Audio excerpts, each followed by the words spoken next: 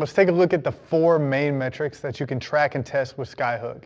The first one is the most obvious, and that's jump height. That's the vertical displacement of an athlete during a jump. And this can also be switched in your settings between the imperial and the metric system.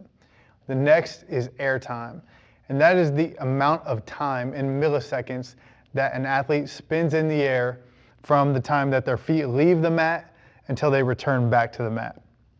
Next, we're going to look at ground contact time. So it's the opposite of air time. That is the amount of time, again, in milliseconds, that your athlete is on the mat before they begin their next jump. And then lastly, we have RSI, or the reactive strength index. And this is a way to look at the efficiency of an athlete's stretch shortening cycle and how they use elastic energy in their jumps. It's also a great way to look at neuromuscular readiness. There's tons of cool things that you can do when you test and track RSI. So those are the 4 main metrics that Skyhook has right now. We have more on the way.